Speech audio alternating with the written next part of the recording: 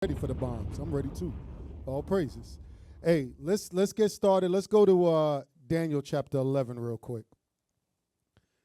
Daniel chapter 11. Matter of fact, go to Job 36. That's what I want first. Job 36, and then we're going to get Daniel 11, because the reason why we can rejoice over these days is because all of us understand that we're being oppressed. When we was in the world, we had no solutions for this stuff. A lot of us, I don't know if y'all remember, what was that, back in maybe like 2012? No, from 2012 to about 2016, it felt like every week there was a new Freddie Gray, there was a new George Floyd. Every week there was a brother and sister being murdered on live television and no justice. Some of y'all old enough as me to know about, what was his name again, California? Rodney King. That's when we had VHS. Kids don't know about VHS. VHS, we seen that from a youth. You had 4 white officers beat the crap out of one of our brothers. 2 got put to jail, the other 2 got off, and it was on live TV. So that stuff is nothing new for us. The oppression is nothing new.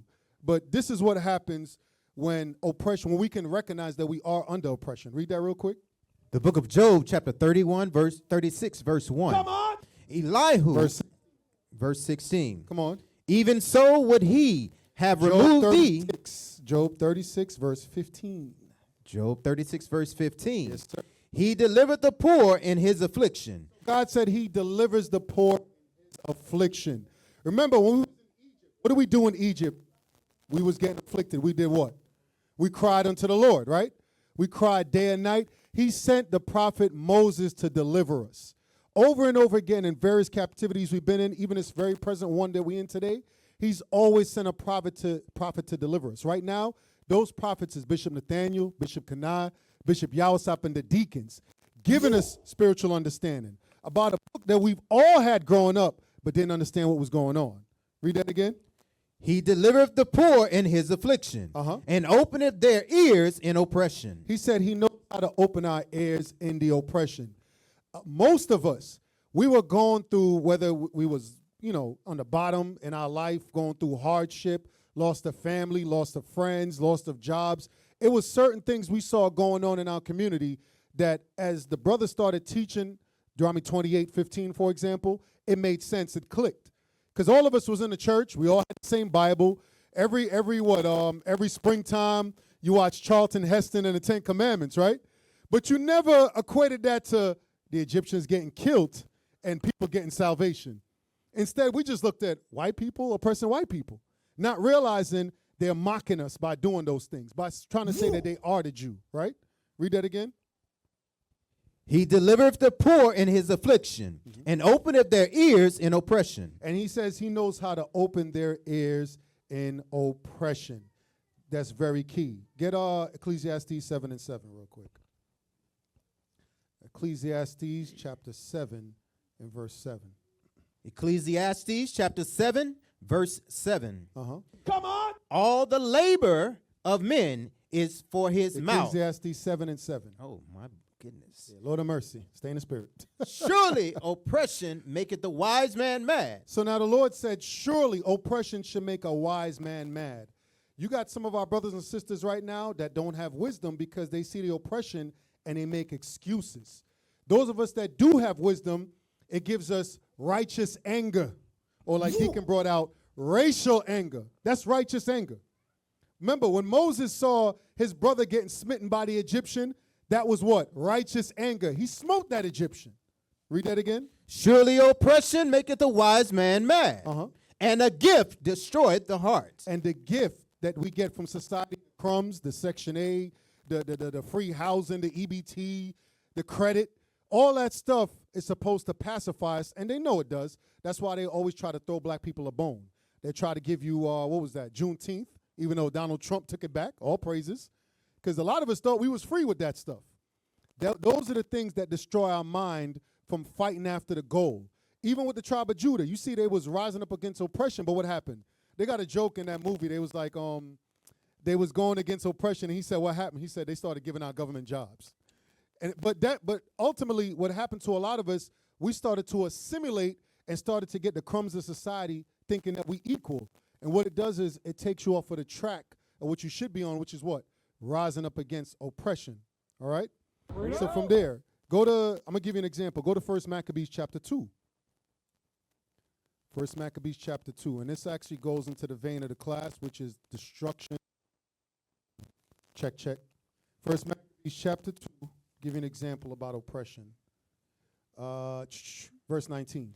1 Maccabees chapter 2, verse 19. Start at verse 17. Verse 17. Uh-huh. Then answered the king's officers and said to Mattathias on this wise, Thou art a ruler and an honorable and great man in this city, and strengthened with sons and brethren. So Mattathias, which is Judas and his brother's fathers, this man came, one of the heathen, and came with flattery. He said, hey, listen, you top dog, you top G in the neighborhood. Everybody knows your reputation. Read.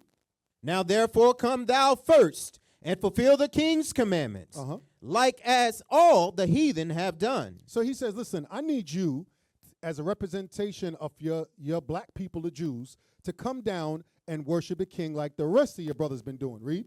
Yea, and the men of Judah also. And the men of Judah also. Go ahead. And such as remain in Jerusalem. So shalt thou and thy house be in the number of the king's friends. And thou and thy children shall be honored with silver and gold and many rewards. And many rewards. Because Mattathias saw the oppression of his people, but what? The heathen give this man a gift, destroy his mind from coming against us. You understand that? Let's keep reading.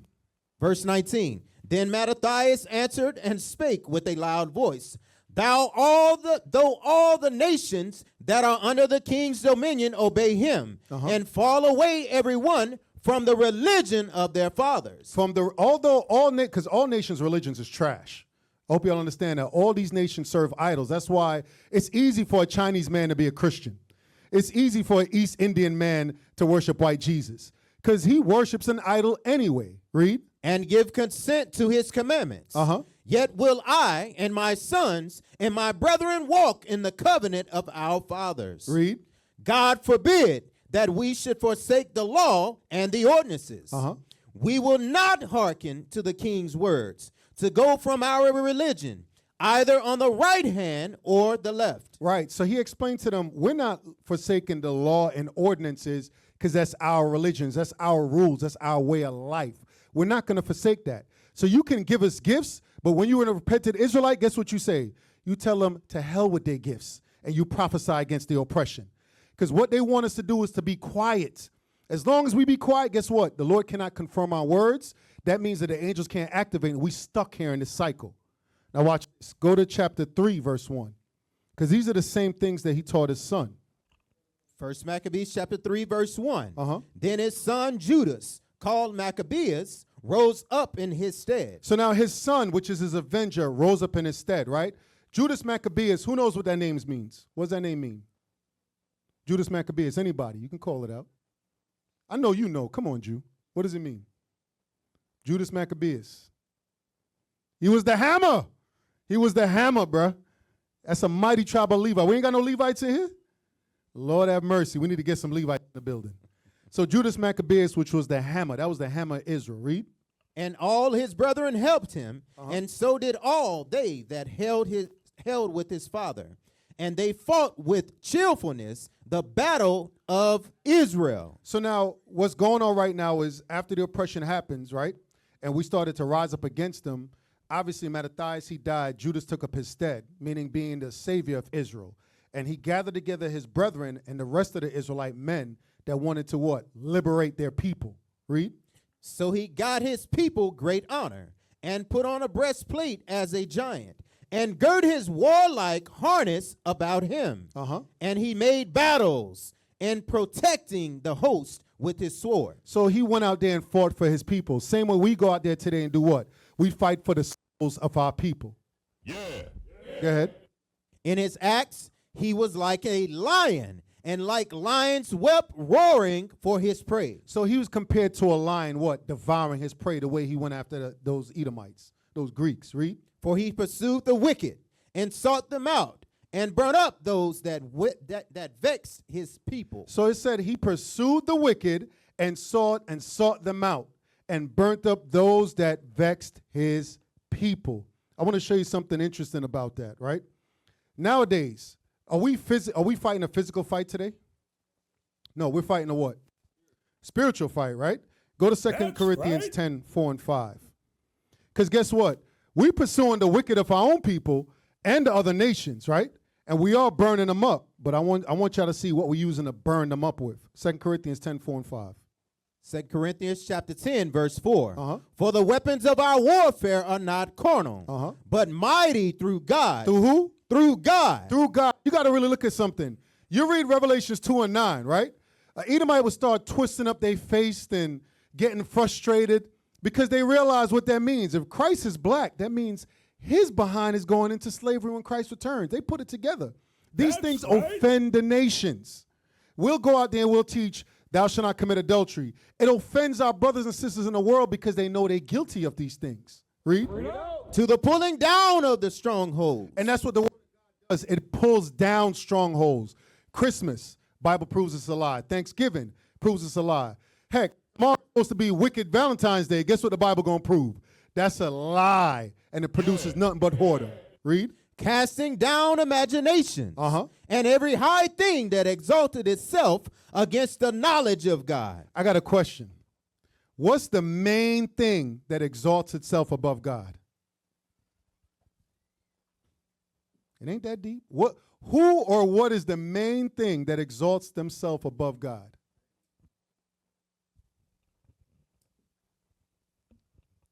Esau. Esau.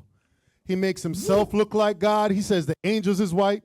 There's a billboard over there in Orlando. We always trip over it. They put it right in front of our school. I know they did it for a reason. They put Revelations 14 and 12 on the billboard, right? But they don't put the verse. Then everybody in the background is white. The angels is white. Jesus is white. The people is white. There's no other white people on it. And we laughed because we was like, nobody knows what that verse says.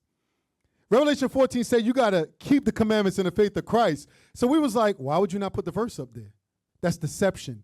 But he's exalting himself, showing you that what? Salvation is only for white people. So read that part again. Casting down imaginations and every high thing that exalted itself against the knowledge of God, and bringing into captivity every thought to the obedience of Christ. I'm going to give you an example. Go to 2 Thessalonians chapter 2. We're going to prove it. He is the main high thing that exalts himself above God. And as we go through the class, we're going to see historically they've always done that. 2 Thessalonians chapter 2, start at verse 3.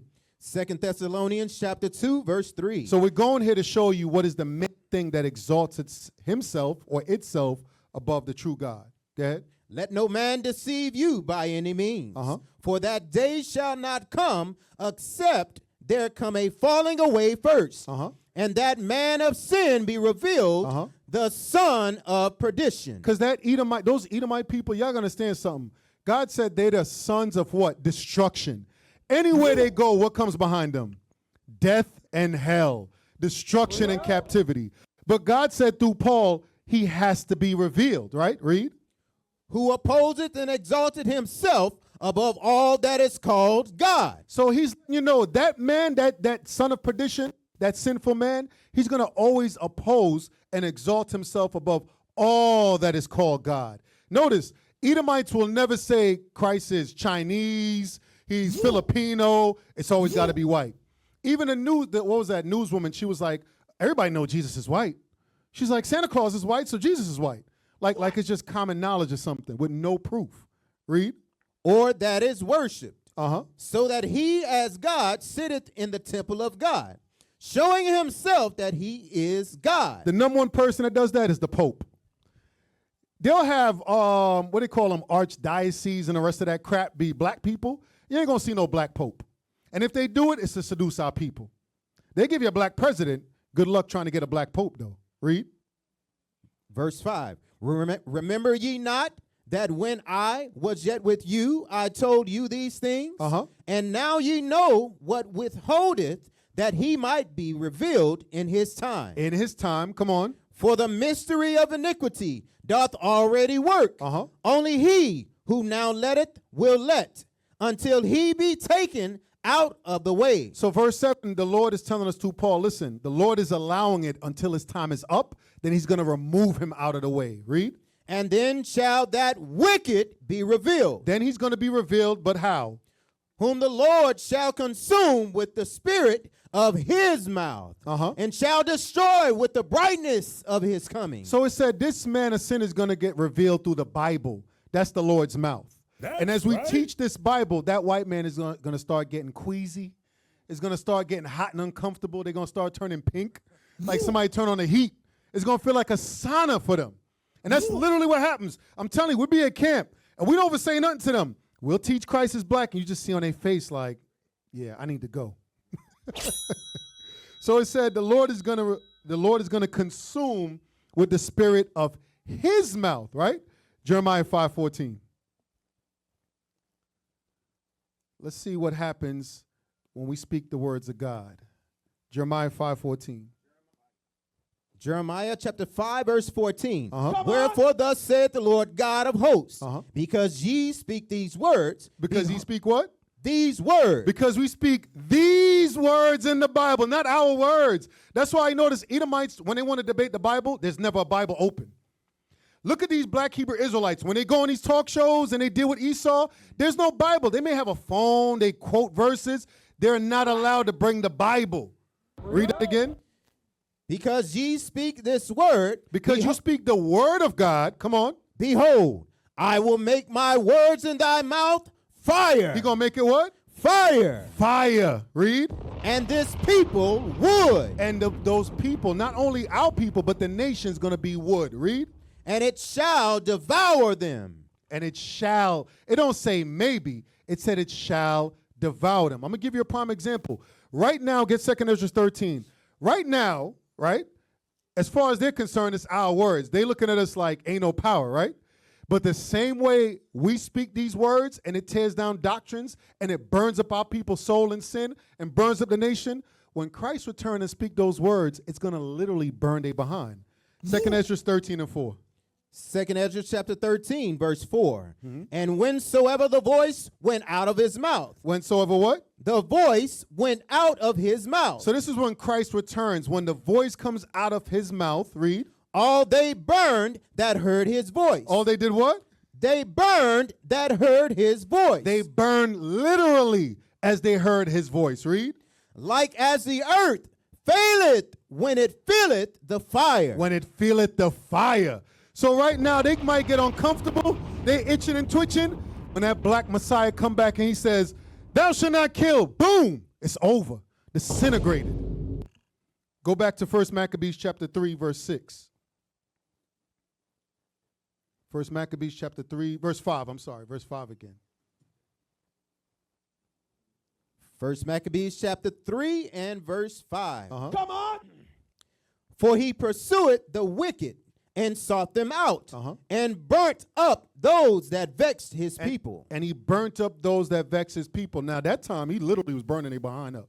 And what's crazy and what's good about it is, you know, through chattel slavery, they used to burn our behinds and crosses. This is the judgment they got waiting for them when our Lord returns. Read. Wherefore the wicked shrunk. Wherefore the wicked shrunk. They got scared. Read. For fear of him. And all the workers of iniquity were troubled. Why? Because salvation prospered in his hand. So salvation prospered in Judas Maccabeus' hand. Watch this. Go to Psalms chapter 18. Psalms chapter 18 and I think I want verse 12. Because it said salvation prospered in his hand, right? Psalms chapter 18 and read verse 20. That's what it is. Psalms chapter 18, verse 20. The Lord rewarded me according to my righteousness. According to the cleanness of my hands hath he recompensed me. He said, according to the cleanliness of my hands, meaning what? Not doing willful sin, not touching iniquity, right? Read that again. The Lord rewarded me according to my righteousness. According to the cleanness of my hands hath he recompensed me. So he said, according to the cleanness of my hands hath he recompensed me, right? Look at the reward. Jump to verse 34. Verse 34. He teacheth my hands to war. To do what? To war. He taught David's hands to war. He taught Judah's hands to war. He taught Moses' hands to war. Because of the cleanliness of their hands. Meaning what? They was walking in righteousness. That's the reward they got. That's how they was able to be salvation unto their people. Read that verse again. He teacheth my hands to war, so that a bow of steel is broken by mine arms. Come on. Thou hast also given me the shield of thy salvation. You also given him the shield of thy salvation. Come on. And thy right hand hath holden me up, and thy gentleness hath made me great. And thy gentleness had made me great. Go back to 1 Maccabees 3. 1 Maccabees chapter 3, verse 5. Verse 6. Verse 6. Wherefore the wicked shrunk for fear of him, and all the workers of iniquity were troubled, because salvation prospered in his hand. Right. So everybody was shook because salvation was coming through the hand of Judas Maccabeus, right? Salvation was coming through his hand. But it doesn't mean that he was moving carnal. He was being prospered through the Lord. Real quick, go to 2 Maccabees 8. Thank you. Go to 2 Maccabees 8, and I believe it's verse 20, just to prove that. We're going to come back here. Let me see it. 2 Maccabees 8. Read verse 23. That's what it is. 2 Maccabees chapter 8, verse 23. Also he appointed Eleazar to read the holy book. So this was Judas appointed Eleazar to read the holy book. Read. And when he had given them this watchword, the help of God. The what? The help of God. Judas Maccabeus was viewed as the help of God. Read. Himself leading the first band, he joined battle with Nicanor. You see that? So he was the help of God. God used him. God, same way the Lord uses men to judge us, he also uses men to save us as well. Go to Acts chapter 7, verse 25. One more example. Acts chapter 7, verse 25. The book of Acts chapter 7, verse 25. For he right. supposed his brethren would have understood how that God by his hand would deliver them, and by they understood not. But they understood not. So there's many of our forefathers, our ancestors, God physically used their hands to deliver our people. But it was through him, what? His spirit resonating in them. Whether it was Joshua. You realize Moses, I think it's like what? 30 kings or 12 kings or something like that in the book of Joshua. He conquered before he got up out of there. There's many nations our ancestors destroyed through the help of God, literally with their hands. Remember, Moses got so tired that what was it? It was Aaron and Hur. They had to hold up his hands so Joshua can destroy everybody. But it was through the Spirit of the Lord. Through the Spirit of the Lord. Same thing with Judas Maccabeus. Go back to 1 Maccabees 3, read verse 6 and 7 now. 1 Maccabees chapter 3, verse 6. Wherefore the wicked shrunk for fear of him, and all the workers of iniquity were troubled, because salvation prospered in his hand. He grieved also many kings. And he grieved also many kings. And made Jacob glad with his axe. And his memorial is blessed forever. And his memorial is blessed forever. I want you to read it one more time. I want you to pay attention to something here. Read verse 7 again. Verse 7. He grieved also many kings. He grieved many kings. Many kings, right? Read.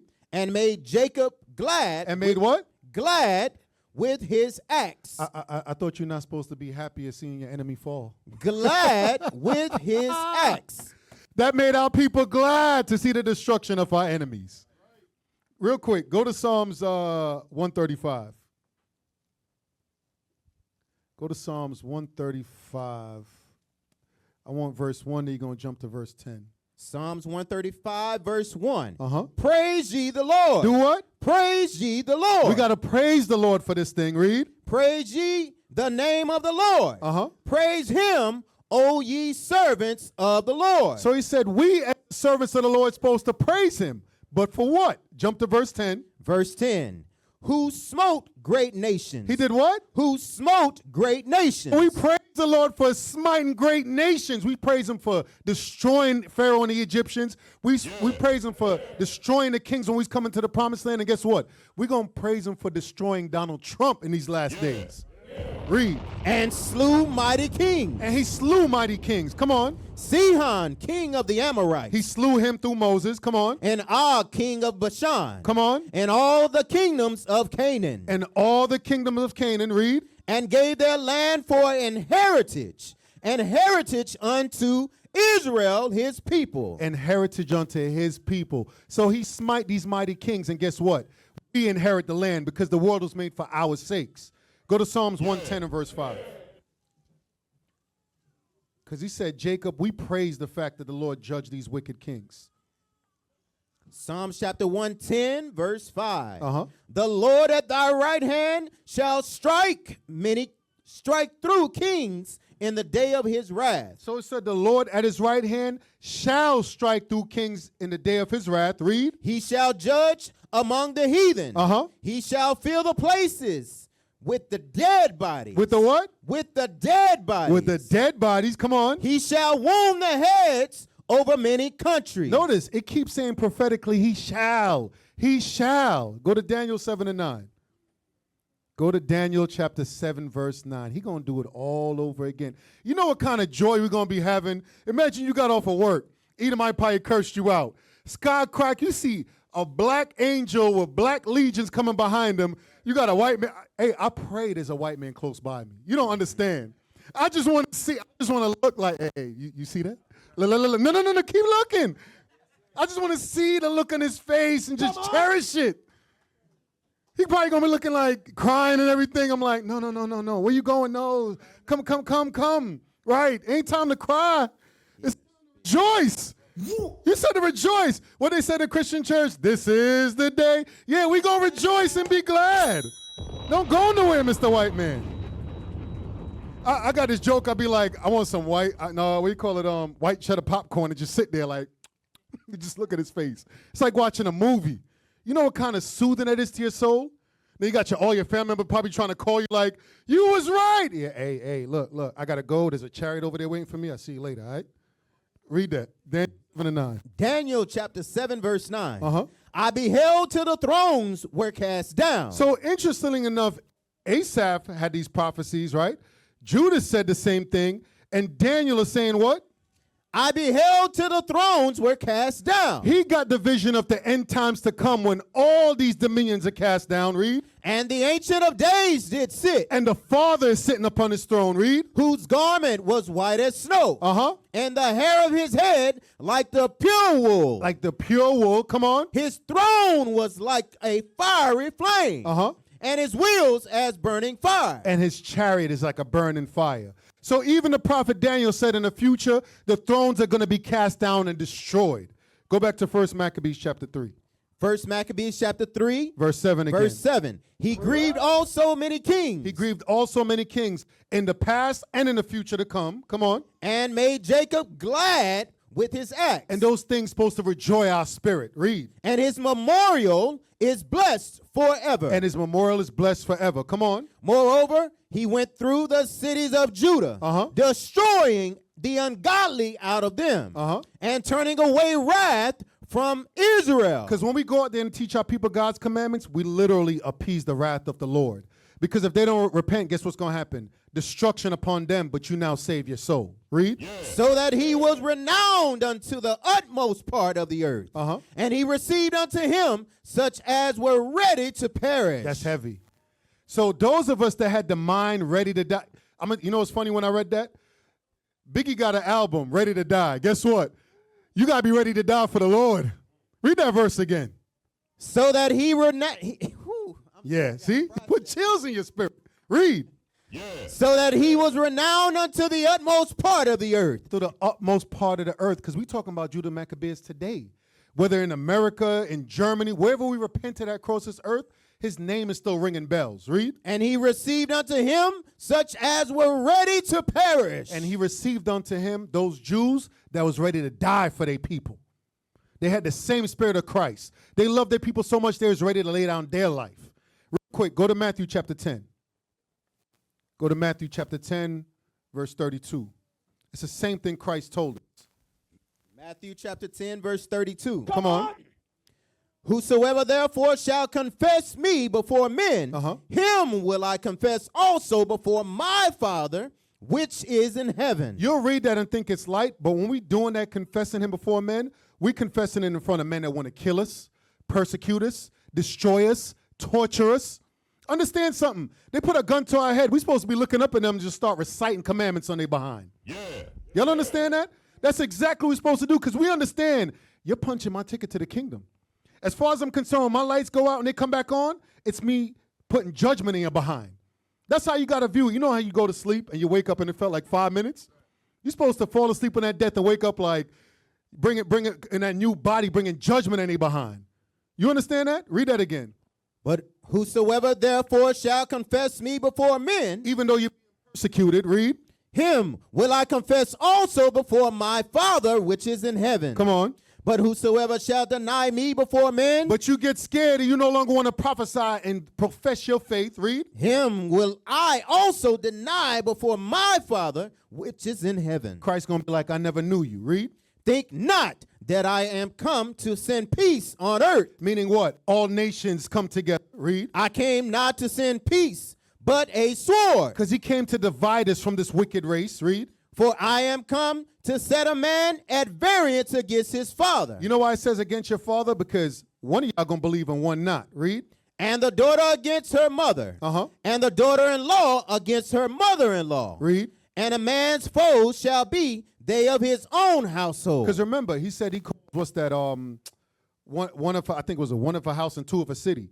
So, excuse me, if you notice, a lot of us will find out this truth. You go teach your family, they don't want to hear that. But he's making it be known that some of those are the same people that's going to sell you out.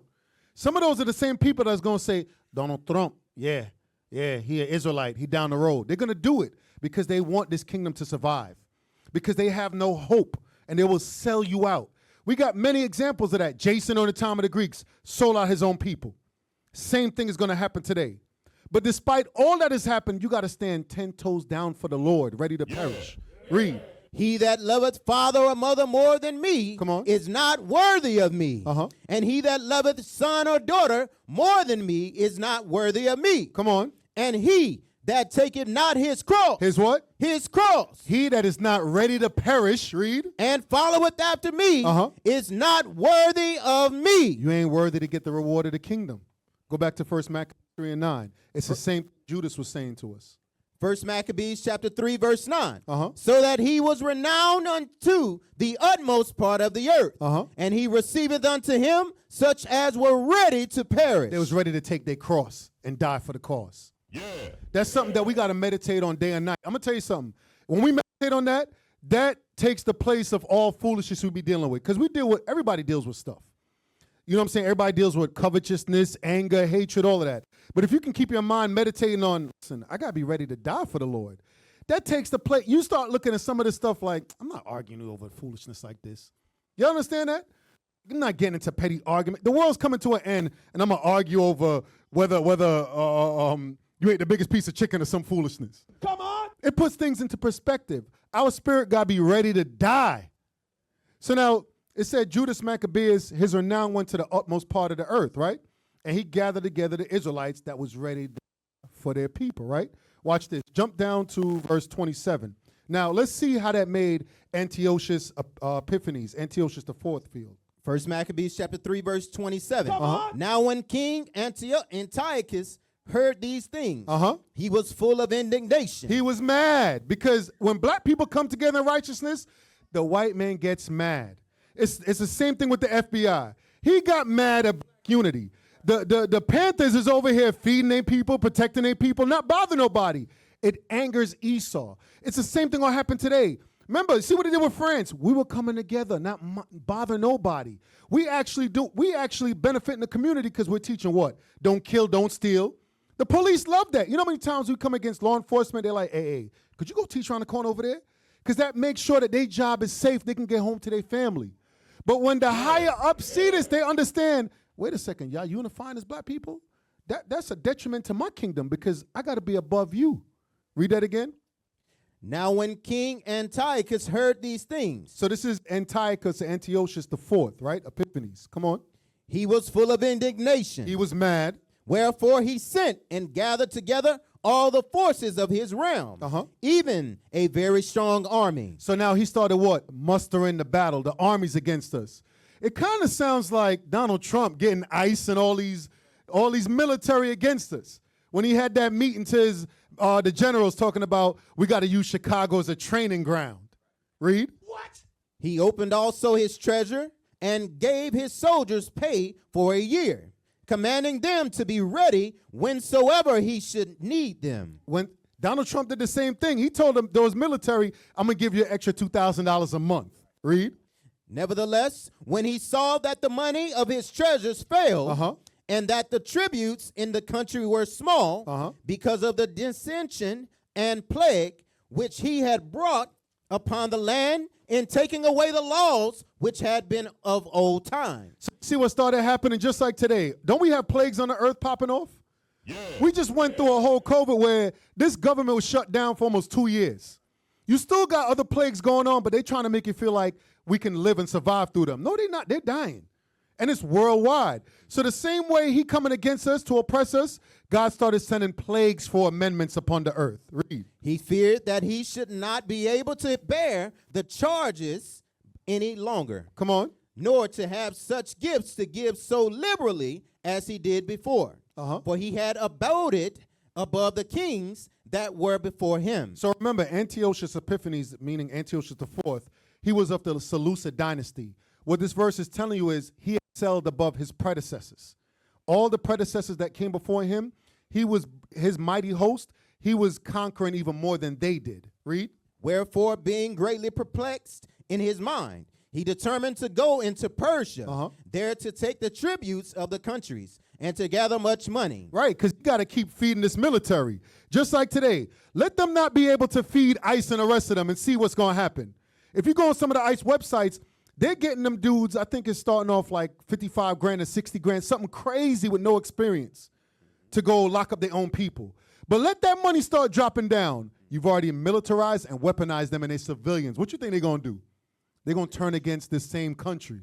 Go ahead. So he left Lysias, a nobleman, and one of the blood royal, to oversee the affairs of the king from the river Euphrates unto the borders of Egypt. So Lysias, he was a Seleucid general in his army. So Antiochus Epiphanes, he had to go get more money to fund his military. He tells Lysias, listen, I'm going to keep you in command to hold things down, right?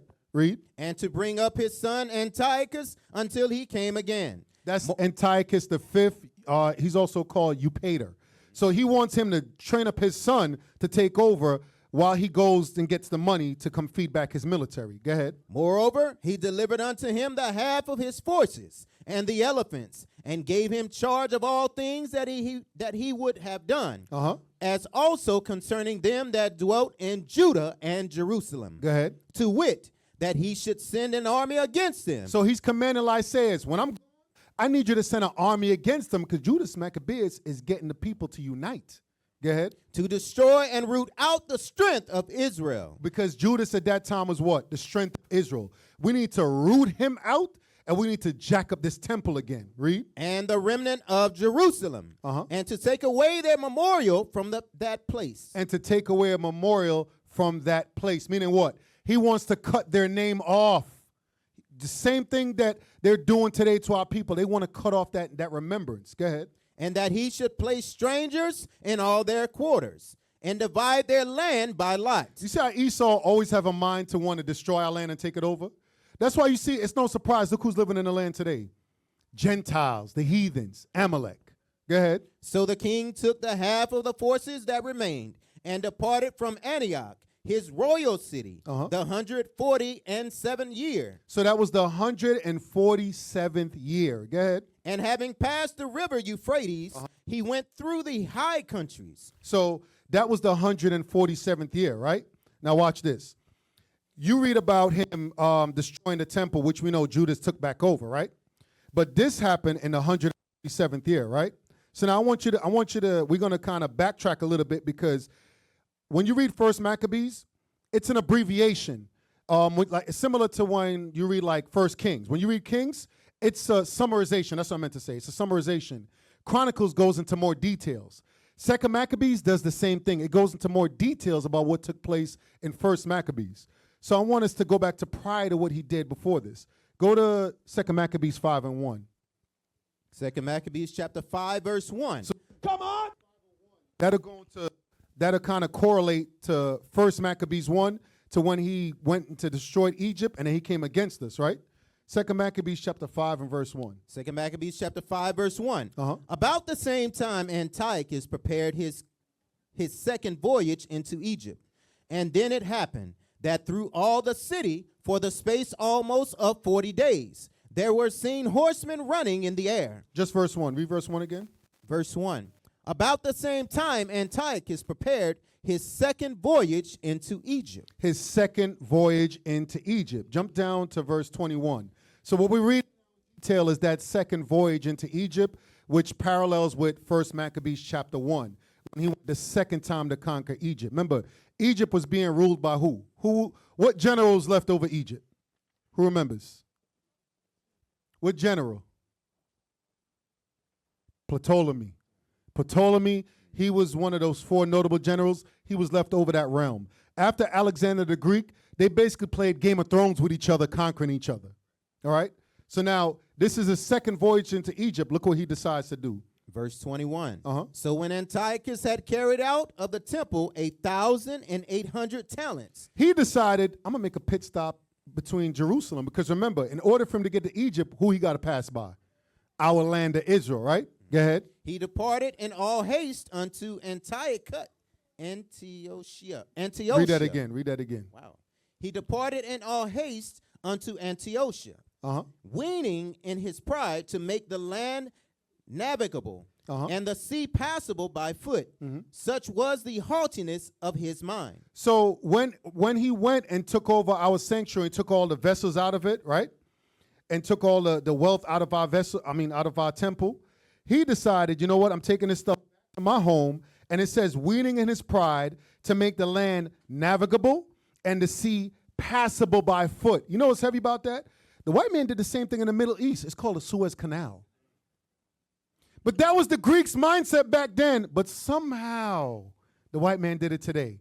It's the same people. His mind has not changed. Read. So now, after he did that, this is what he did. Read that. Verse 22. And he left governors to vex the nation at Jerusalem. At where? At Jerusalem. So he left Edomite governors in charge of our land to vex us. Come on. Philip, for his country of Phrygian, and for manners more barbarous than he that set him there. So Philip was a very barbarous ruler. That's why he left him there to oppress us. But the key point is Philip was left as the governor, right? Go to 2 Maccabees chapter 6, verse 1. 2 Maccabees chapter 6, verse 1. These are all things that took place before Antiochus Epiphanes IV got put to death. Read. Not long after this, the king sent an old man of Athens to compel the Jews to depart from the laws of their fathers and not to live after the laws of God. Right. So during this time, Philip is over there. He's the one enforcing these things to make sure we can't call ourselves to be a Jew. He's over here slaughtering our people, torturing our people. That's why I say he's a barbarous man. Watch how barbarous he was. Jump down to verse 10. Verse 10.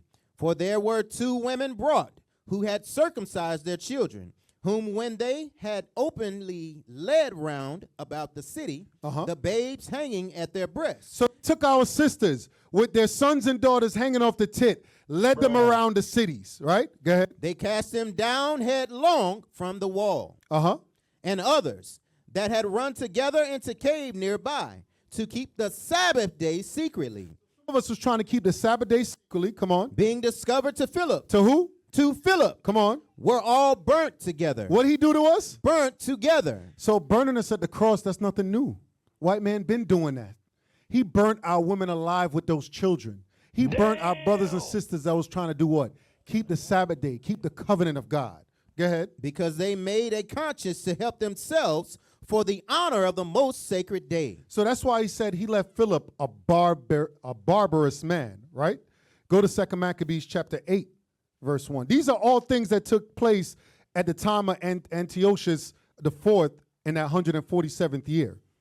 2 Maccabees chapter 8, verse 1. Uh-huh. Then Judas Maccabeus and they that were with him went privily into the towns and called their kinsfolks together, and took unto them all such as continued in the Jews' religion. In the who? In the Jews' religion. This goes back into what we read in 1 Maccabees chapter 3, right? Go ahead. And assembled about 6,000 men. Uh-huh. And they called upon the Lord that he would look upon the people that were trodden down of all, and also pity the temple profaned of ungodly men. Come on. And that he would have compassion upon the city, sore defaced, and ready to be made even with the ground. Read. And hear the blood that cried unto him. And hear the blood that cried unto him. This is an example or precept you could use with Revelation 6 and 9. The blood of our ancestors has been crying out to the Lord. When are you going to judge these wicked people? And they cried day and night. Read. And remember the wicked slaughter of harmless infants. Of who? Harmless infants. Who's seen in the news, what was that, a couple weeks ago, the Edomite woman? For 3 years, she was breaking babies' bones in the hospital. Guess what they gave her? 20 grand bond.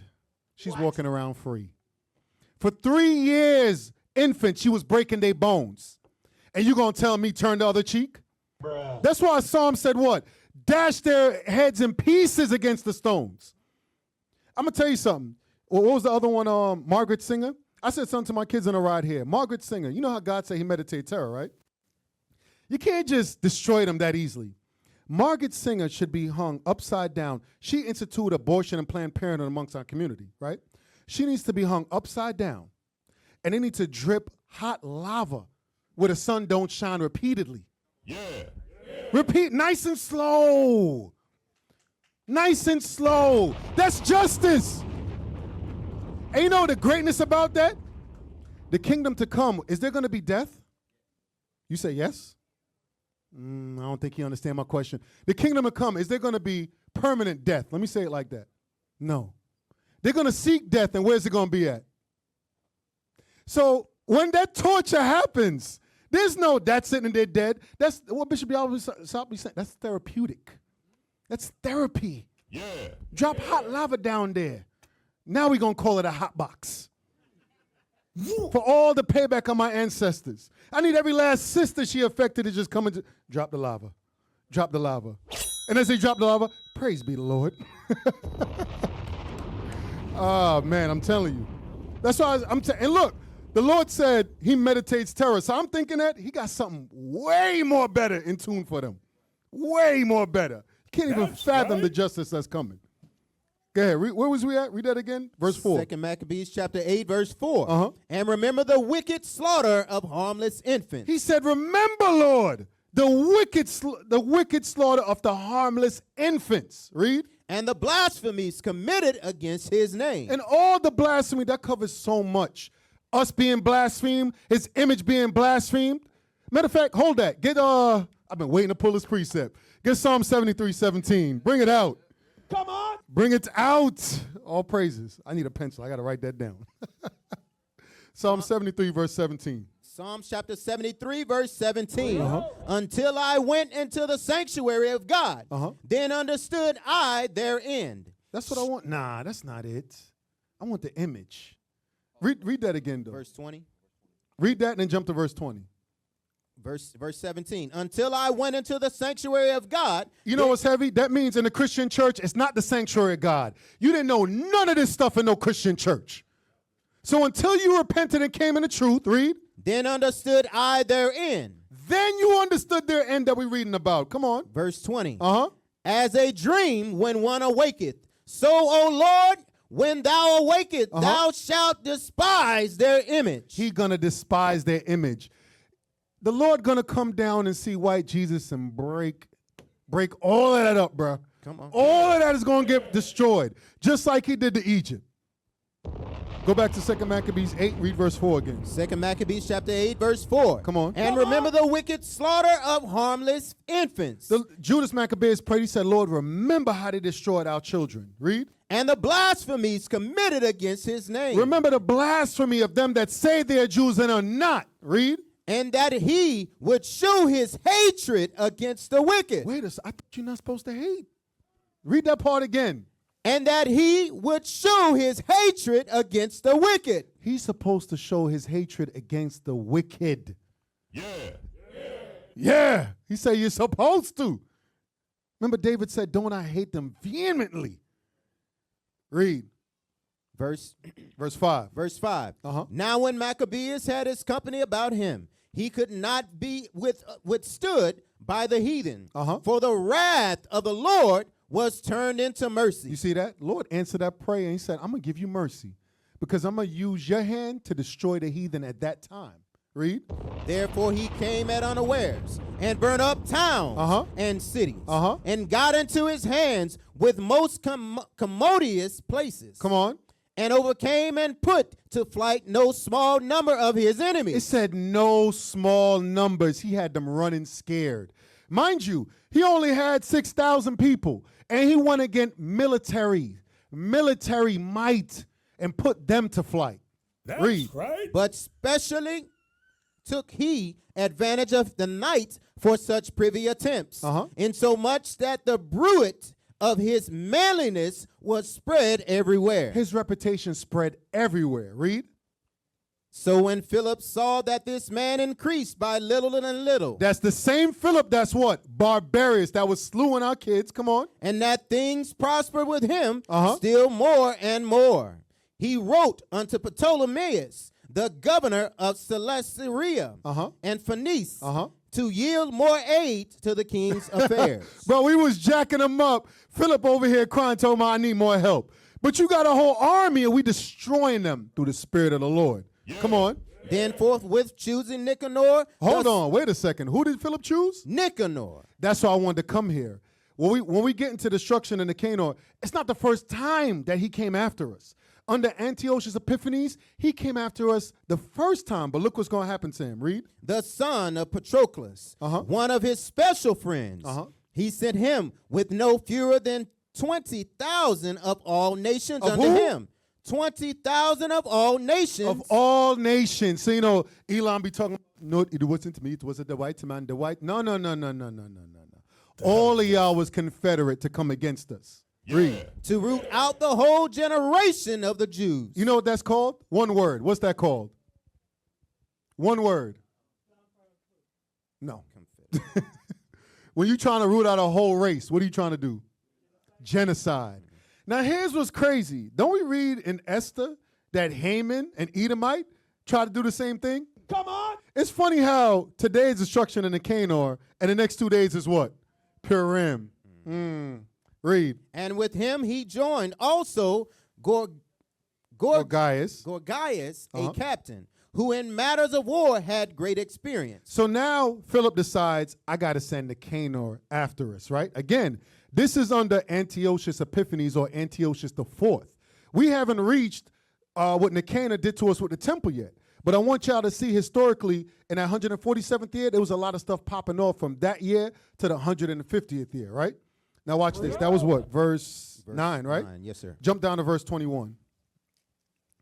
Second Maccabees 8 and 21. Thus, when he had made them bold with these words, and ready to die for the laws and the country, he divided his army into 4 parts. Now this is what Judas did. When he heard Nicanor's coming that first time, he said, cool, let's get it popping. Read. And joined with himself his own brethren. No, other nations. His own brethren. Because nobody else has nothing to do with the liberation of our people but our people. Read. Leaders of each band. Leaders to wit, of each band. Read.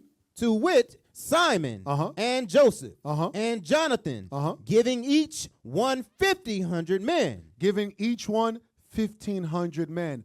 How many men they sending against us? 20,000. And each one is only getting 1,500 men. That's all we need. We don't. Hey, that's why the Lord tell you, it ain't about numbers. Remember, he need 144. Think about the nations and compare it to that. They're military. 144? But that's because we're going to get certain powers to speak the word that's going to be like what? Fire. That's right. Because we got the true power of God with us. Read. Also he appointed Eleazar to read the holy book. And when he had given them this watchword, the help of God, himself leading the first band, he joined battle with Nicanor. So it's the first time he's fighting with Nicanor, right? Watch this. Come on. And by the help of the Almighty, they slew about 9,000 of their enemies, You see that? Half their army is decimated. Read. and wounded and maimed the most part of Nicanor's host, Uh-huh. and so put all to flight, And so put all to flight. Read. and took their money that came to buy them, and pursued them far. But lacking time, they returned. Uh-huh. For it was the day before the Sabbath. So when it says lacking time, the Sabbath was coming, and we understood we got to observe it. We want to run down on the rest of them, but you know what? We got to keep the holy Sabbath because the Lord gave us a victory. Read. And therefore they would no longer pursue them. And so That when, was it. So they would no longer pursue them. Now, the Sabbath was drawing on, right? Pay attention to that because that's going to play a key part towards the end. So we had a mighty battle the day before the Sabbath. The Sabbath is drawing on. We get the victory. He said, all right, let's go back and go serve the Lord, right? Jump down to verse 34. Verse 34.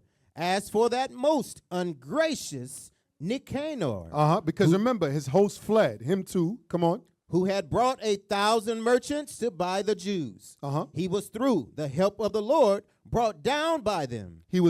So the same Jews he tried to buy as his slaves, this white man, we turned around and brought him down to the ground through the power of the Lord. Come on. Of whom he made least account. Because he thought we were just Negroes of fringes. Come on. And putting off his glorious apparel and discharging his company, he came like fugitive servant. So he came like a fugitive servant. Remember what the Lord said Cain gonna be in the earth? A vagabond. Come on.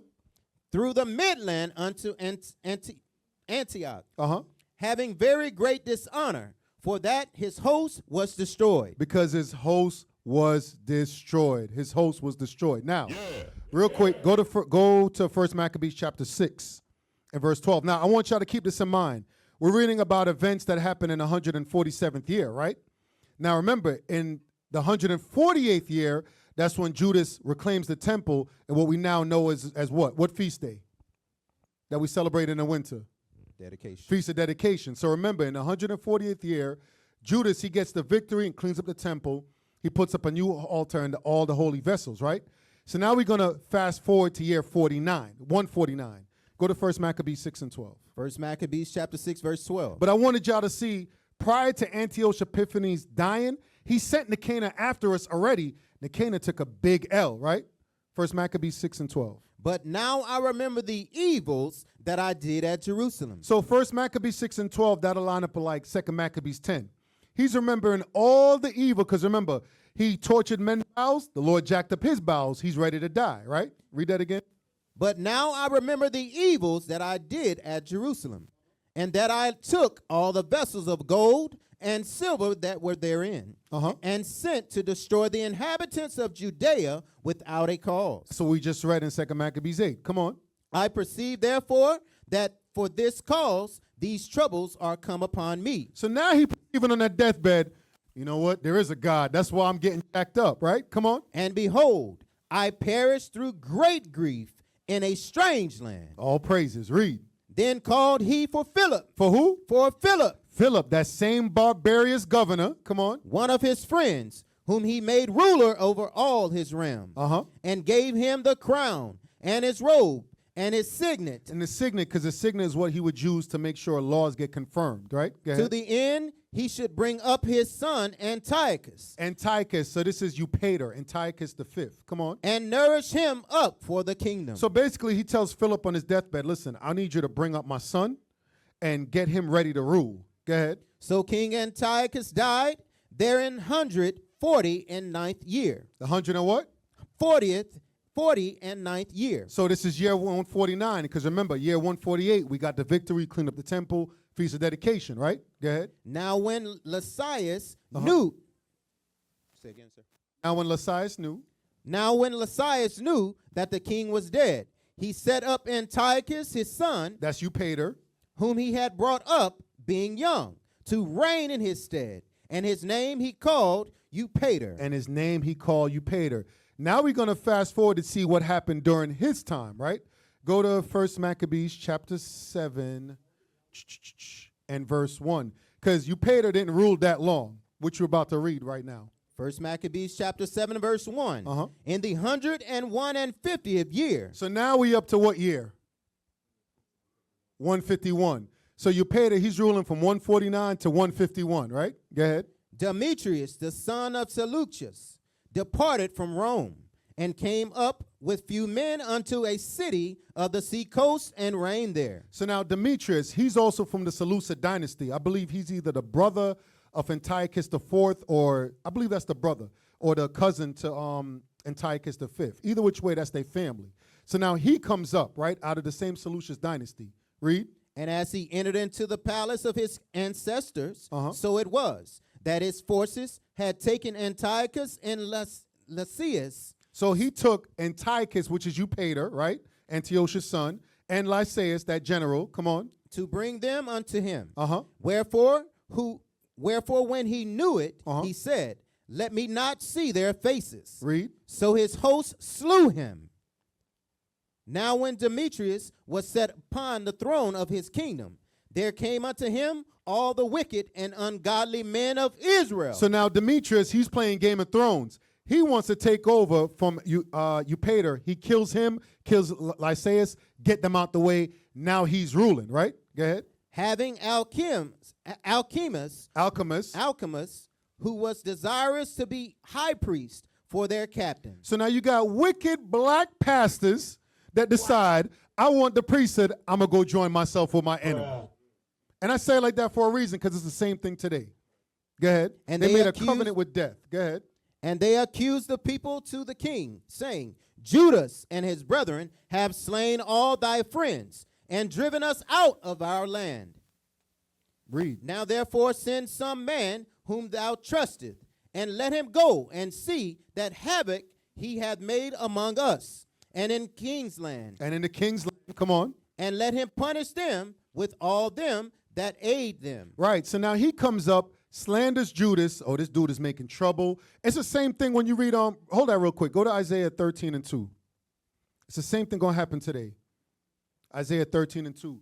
When we go out here teaching our people, it be your own people that's going to go back to the white man and report you. What? Read that. Isaiah chapter 13, verse 2. Uh-huh. Come on. Lift ye up a banner upon the high mountain. So now the banner we lifting up against the mountain, which is the nations or the governments, is the Bible. So we're lifting up the banner, prophesying against these wicked nations. Read. Exalt the voice unto them. And we're teaching the voice what? Unto our people to repent. Come on. Shake the hand. Do what? Shake the hand. We're giving them godly correction. We're not condemning them. We're showing them where they're going wrong so they can repent to get salvation. Read. That they may go into the gates of the noble. But it's your own people that's going to go what? Report you to the white man. I'm going to tell you a prime example. What was that? Was that men's conference? I think it was men's conference, either the main one or the island one. Brother tweeted and tagged Donald Trump. You need to do something about this. What? Jake, it's 2819. That's what it was. After 2819, we watching all these and everything. A black man tagged Donald Trump on Twitter, X or whatever, said you need to do something about this. The hell is this? Can't make this up. And what did we do at 2819? Nothing. The Bible. That's all we did. Even the man was out there listening. Yeah. But Jake be the one, you got to do something about these Negroes. Because I'm telling you, deep down in their spirit, they realize, wait a second, this goes against everything that I stand for this kingdom. Because Jake want to see twerk teams. They want to do whoredom. They want to do drugs. And then they want to go in a Christian church on a Sunday and feel like their sins is absolved. Bruh. But as long as we stand 10 toes down for the Lord, we're an offense unto them. Yeah. That's why they go into the gates of the noble and they go report us as what? A hate group. Go back to that in 1 Maccabees. First Maccabees. It's the same thing Amos did. But what? He wanted status. He wanted to be the pastor. He wanted to have the $65 million jet. So he understood, I got to get rid of these prophets. Because as long as they over here teaching the truth, I can never get the status that the white man going to give me. The hell is this? Read. First Maccabees chapter 7, verse 6. And they accused the people to the king, saying, Judas and his brethren have slain all thy friend, and driven us out of our own land. You see, and Judas has killed all your friends, kings. You remember that dude, what's his name, old Patrick down the street? Yeah, he killed him too. Read. Now therefore send some man whom thou trustest, and let him go, and see what havoc he hath made among us. I mean, if you don't believe me, send one of your peoples. Let's see what kind of havoc he made. Look what he said, among who? Among us. You see what he did? He's a coon. Is we sick? Is we hungry? What do you mean us? Read. and in the king's land, and let him punish them with all them that aid them. That's crazy. He called our land the king's land, bro. What? This is Coon in 101. When Bishop be saying you got your head up the white man's rectum, this is it right here. Ed? Verse 8, then King chose Bacchus, a friend of the king, who ruled beyond the flood, and So was a his military commander. and was a great man in the kingdom, and faithful to the king. And him he sent with that wicked alchemist, whom he made high priest, and commanded that he should take vengeance of the children of Israel. Which, when you they ended up doing. Alchemists came as an Israelite to his own people. They think it was peace, and they slaughtered us, right? So jump down to verse 23. When wicked Israelites joined the heathen, let's see what our righteous Israelites did. Verse 23. Verse 23. Now when Judas saw all the mischief that Alchemist and his company had done among the Israelites, even above the heathen. You see that? We did more evil to than the heathen. The hell is this? That's why a lot of times see Bishop and be harking on, listen, yeah, the white man's a devil, but we be the devil to ourselves. That's why Christ kept on having to teach what? Love your neighbor as you love yourself. John even doubled down. He said, a new commandment I give you, which is not a new commandment, but you wicked Israelites won't apply it with each other. Read that verse again. Now when Judas saw all the mischief that Alchemist and his company had done among the Israelites, even above the heathen, he went out into all the coast of Judea round about, and took vengeance of them that had revolted from him, so that they durst no more go forth into the country. So now he made sure none of the wicked amongst our people can escape. Similar to, what was that, during the time of slavery, you'll hear about Harriet Tubman and them. Some of our brothers and sisters that wanted to snitch on us to the white man that we knew was soft, we had to kill them to get freedom. Because we understood, what was that, Birth of a Nation? Remember the little kid? That thing pissed me off every time I watched that thing in the movie. We trying to get free. The little kid went and told the white man and he ambushed them. Bruh. But our ancestors understood that back then. Those weak Jews, yeah, we got to put you to death, bro. Because we know you're going to run and snitch us out to the heathen. Same thing going to happen today again. Read. On the other side, when Alchemist saw that Judas and his company had gotten the upper hand, and knew that he was not able to abide their force, he went again to the king and said all the worst of them that he could. So after he took a L back to the king and slandered more, right? Go ahead. Then the king sent Nicanor. Then the king sent who? Nicanor. So now this is the second time Nicanor is about to come up against us, right? Then the king sent Nicanor, go ahead. One of his honorable princes, a man that bare deadly hate unto Israel. You know what's crazy? You know about that? It says deadly hate. Because it's level to hatred. It says deadly hate, meaning what? He's not satisfied with see you doing bad. He's only satisfied with what? Death. With death. What? That's why Ezekiel says what? Blood. He pursued us with blood. He's a bloodshedder. He's not comfortable unless a black man is dead. That's still in their nature. They're not comfortable unless we're all dead. Read. With commandment to destroy the people. With commandment to destroy the people. Because remember, the first time he came with genocide. And he understood that's always been the Canaan spirit. Let me send him over there. Go ahead. So Nicanor came to Jerusalem with a great force, and sent unto Judas and his brethren deceitfully with friendly words, saying, let there be no battle between me and you. I will come with a few men, that I may see you in peace. Now, why would he be saying, hey, let's talk this out. Let's not fight. Based on what we read so far, why would he be saying this to him? Anybody? Something else. We read it already. Young prophet. Because they already killed a whole bunch of his men. There you go. He took an L already. I ain't trying to fight this dude again. Yeah, hey, now this may be carnal. Some of y'all hands in school, and after you don't do hands, some people's like, nah, I'm not messing with him. Remember, what was that Friday when Debo came over, and Debo and the father, he was like, nope, stop messing with those good black folks.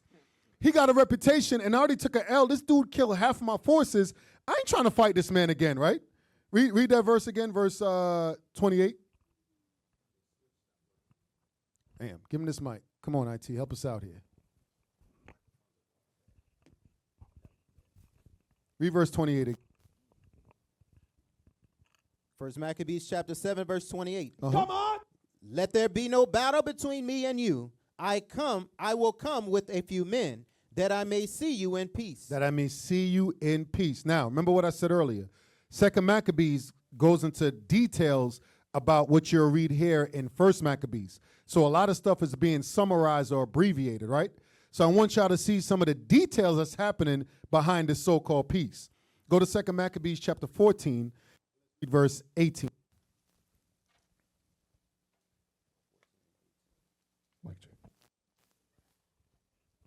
Second Maccabees chapter 14, Verse 18. verse 18. Uh-huh. Nevertheless, Nicanor, hearing of the manliness of them that were with Judas, Right, because he already got a reputation. You already took an L to this dude, right? Go ahead. and the courageousness that they had to fight for their country, Uh-huh. durst not try the matter by the sword. He was like, Judas is about that life. I cannot beat this man with weapons. Esau, I'm going to tell you something. Esau understands that we are more powerful than them. That's why right now, you see what they do? They do psychological warfare with us. That's why they put a TV in front of you to promote what? Whoredom. They don't come knocking your door and force it anymore, but they give you that television. They know how to transmit, whether it's through policy or wicked practices, to get their point across. Y'all understand that? Read. Wherefore he sent Posidonius. I know. Wherefore he sent Posidonius Uh-huh. and Theodotus Theodotus, and go ahead. Matthias Uh-huh. to make peace. So he sent people to go speak peaceably unto him, right? Watch. So when they had taken long advisement thereupon, the captain made the multitude acquainted therewith, Uh-huh. and it appeared that they were all of one mind. Uh-huh. They consented to the covenants. So basically, he sent them forward as messengers, and they came like with letters of peace, right? Read. And appointed a day to meet in together by themselves. And when the day came, and stools were set for either of them, Judas placed armed men ready in convenient places, lest some treachery should be suddenly practiced by the enemies. So they made a peaceable conference. So although Judas agreed to meet him, Judas understood what? What scripture? What scripture? What basic precept comes to mind for this? Sirach 10. Let's read that real quick. Let's come back here. Sirach 12 and 10. So Judas understood, okay, you know what? This is all about military strategy and tact. You got to know what your enemy's up to, so there's sometimes you got to know how to deal with them. Similar to how Esau would come and camp to us, right? And they'll ask certain questions. We'll deal with them because we understand, you know what? It's not so much for you, but it's for those that's looking on. Read that real quick. Sirach chapter 12, verse 10. Uh-huh. Never trust thine enemy. No, sometimes. Never trust thine enemy. Uh-huh. For like as iron rusteth, so is his wickedness. So is his wickedness. Go back, 1 Maccabees 14:22 again. First Maccabees chapter 14. 2 Maccabees 14:22. Second Maccabees chapter 14, verse 22. Uh-huh. Judas placed armed men ready in convenient places, lest some treachery should be suddenly practiced by the enemies. Uh-huh. So they made a peaceable conference. So they made a peaceable conference. So Judas got his men stationed off in certain places. Now, he got some men around him, right? But he got men in the cut that's going to hold him down just in case they try to jump him. Go ahead. Now Nicanor abode in Jerusalem, and did no hurt, and sent away the people that came flocking unto him. So you see the depths of Esau? Esau like, I ain't going to do no violence right now. And some of you wicked Israelites that's coming to join allegiance with me, no. Go that way. Because he's trying to paint a picture of what? Peace. Because I can't try it with the sword. That ain't going to work. Go ahead. And he would not willingly have Judas out of his sight, for he loved the man from his heart. That was a tactic. Go ahead. He prayed him also to take a wife, and to He did what? to take a wife. So now this is part of the tactic. This dude is a warmonger. We got to calm him down. So he needs him to do what? Take a wife. You got to chill, bro. Get married. You know, have some kids. Because I'm going to tell you something. You trying to subdue that spirit. Y'all understand that? So you want him to take a wife and have a kid so he's not what? Pursuing them anymore. Go ahead. So he married, was quiet, and took part of this life. Okay, so he did Right, go ahead.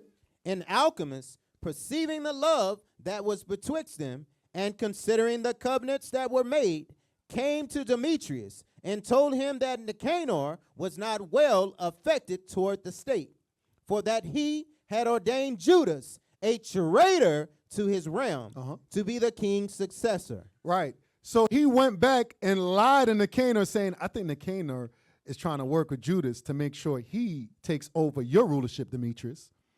And mind you, this is an Israelite saying this, right? What's crazy about it is, technically Nicanor is kind of winning because he's getting Judas to what? Relax. But our own people so foolish, which is of the Lord, is about to stir everything back up. So now when he goes to Demetrius and goes snitching on Nicanor, hey, Nicanor is using this tactic, right? You think they would have sense to say, wait a second, but he's not killing us, so that's good then. Go ahead. Then the king, being in a rage and provoked with accusations of the most wicked man, wrote to Nicanor, signifying that he was made displeased. That he was much displeased. He was much displeased with the covenants, and commanded him that he should send Maccabeus prisoner in all haste unto Antioch. Come on. When this came to Nicanor's hearing, he was much confounded in himself, and took it grievously that he should make void the articles which were agreed upon, and the man being in no fault. And the man being in no fault. Now remember, the king wants Nicanor to do what? Fight with Judas, right? So when you read about the man being in no fault and is grievous, he's worried because he knows he cannot win. He's scared. That's why he used that tactic of, man, just have a family, chill, relax. But the king didn't send you to do that. He told you to shoot 5 with him. Go hand in hand with him. It ain't going to work, though. Read. But because there was no dealing against the king, he watched his time to accomplish this thing by policy. By what? By policy. Esau always uses policy to get their tactics, get their point across. Always policy and patience. They set laws, right? They set laws and all that stuff so sin can prosper, right? So from there, so basically he was trying to get Judas to stop fighting by making him feel comfortable. Same way, like we read earlier, oppression makes a wise man angry, but a gift does what? Destroy the heart. This oppression that we got in Babylon, you'll get certain perks. You may get a bonus at your job. Never forget, we in captivity. But the Lord always got a crafty way to remind us, no matter how much money you make, no matter what car you drive or what you do, he'll always give you a Negro wake-up call. Y'all understand that? From there, go to 1 Maccabees 7, and let's read verse 30. So I wanted to go into some details about what we read in 1 Maccabees 7, right? 1 Maccabees chapter 7, verse 30. 1 Maccabees chapter 7, verse 30. Which thing after it was known to Judas, to wit, that he came unto him with deceit, he was sore afraid of him, and would see his face no more. Because now he started acting funny towards him after saying, go get a family, go get a wife. Judas chilling. Now he realized, and Nicanor's spirit is turning different to me, right? Go ahead. Nicanor also, when he saw that his counsel was discovered. Right. Now you realize, wait a second, you was trying to rock me to sleep so I can stop fighting against you. Come on. Went out to fight against Judas beside Caphorasalama. Caphorasalama. That's actually a historical battle. That's the Battle of Hadassah, which we're going to read later. If you look up our historical text, you'll read about this. Read. Where there were slain of Nicanor's side about 5,000 men, and the rest fled into the city of David. Because at that time, the heathen occupied the city of David. That was one of their strongholds. Go ahead. After this went Nicanor up to Mount Sion, and there came out of the sanctuary certain of the priests, and certain of the elders of the people, to salute him peaceably, and to show him the burnt sacrifice that was offered for the king. Right, because they occupied that area. So now we're trying to live peaceably with all men. Y'all understand that? So he's coming out to show them, listen, similar to how if you watch some of those, what do you call them, medieval movies, they'll say like God save the king and stuff like that. And it's not the first time. Even the time, matter of fact, get that real quick. Give an example. Get Ezra 6 and 10. Although we might be in our land, even today, we part of our prayer is that the Lord move the spirit of that king so that we can go out to camp. We could prophesy against the nations. You understand that? But it's not that he's trying to uphold that kingdom. He's praying for mercy and peace while in the captivity. Ezra 6 and 10. Ezra chapter 6, verse 10. Just an example of that. That they may offer sacrifices of sweet savors unto God of heaven, and pray for the life of the king, And pray for the life of the king and of his sons. and of his sons. Also I have made a decree that whosoever shall alter this word, let timber be pulled down from his house, and being set up, let him be hanged thereon, and let his house be made a dunghill for this. Right, because that's what Cyrus was giving us favor at that time. But I want y'all to see, historically, we've always prayed for that ruler to what? So we can live a quiet and peaceable life, like you read in 2 Timothy. Go back to 1 Maccabees 7. 1 Maccabees chapter 7 and verse 33. Uh-huh. After this went Nicanor up to Mount Sion, and there came out of the sanctuary certain of the priests and certain of the elders of the people to salute him peaceably, and to show him the burnt sacrifice that was offered for the king. Right, because we're trying to live a quiet and peaceable life amongst the heathen. Come on. But he mocked them and laughed at them and abused them shamefully and spake proudly and sware in his wrath, saying, unless Judas and his host be now delivered into mine hands, I come again in safety, I will burn up his house. And with that he went out in a great rage. Now, he's really showing his true colors, right? That's why it says never trust your enemy. So he told the priests in the temple, unless y'all deliver up Judas, when I come back, I'm tearing this place down. He has no fear of God whatsoever. All of these, I'm telling you, no matter what they want to talk about, Jesus this, Jesus that, their action shows us there is no fear of God. Remember what was that last Sabbath? Bishop played that clip. The Edomite talking about, oh, black people got to dissolve the church and come learn from a white man. He ain't got no fear of God. Look at Donald Trump. Donald Trump, remember last time he was president, he said, our ancestors won, you lost. We won, we lost. We conquered America. They talk evil concerning oppression. There is no type of fear whatsoever.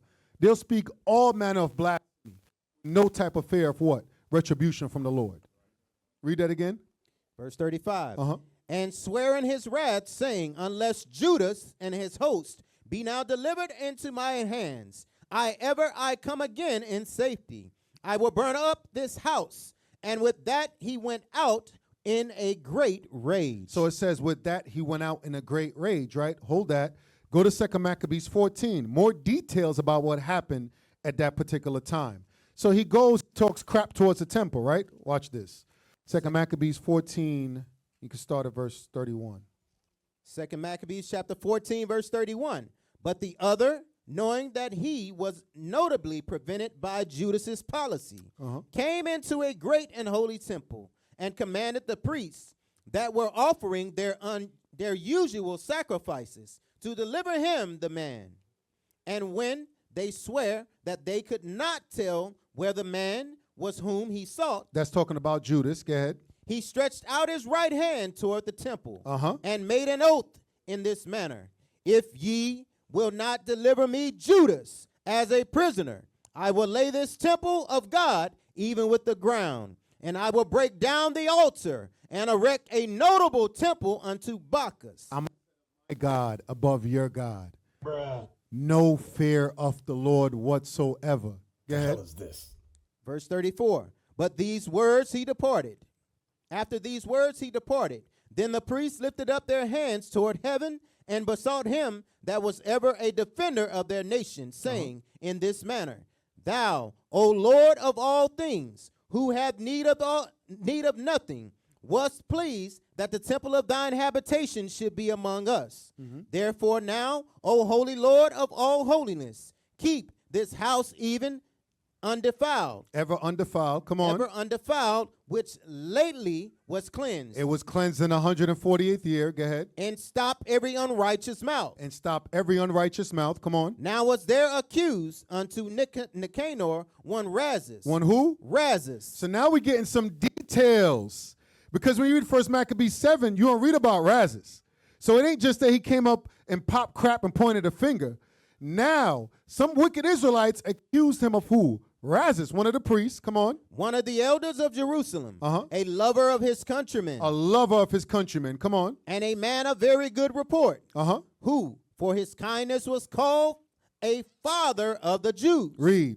For in the former times, when they mingled not themselves with the Gentiles. Come on. He had been accused of Judaism. He was accused of Judaism. That's what they called us keeping God's commandments. Go ahead. And did boldly jeopard his body and his in life with all vehemency for the religion of the Jews. Remember what we read with Judas Maccabeus, all that was ready to perish. Razzus was one of those people. Come on. So Nicanor, willing to declare the hate that he bare unto the Jews, sent above 500 men of war to take him.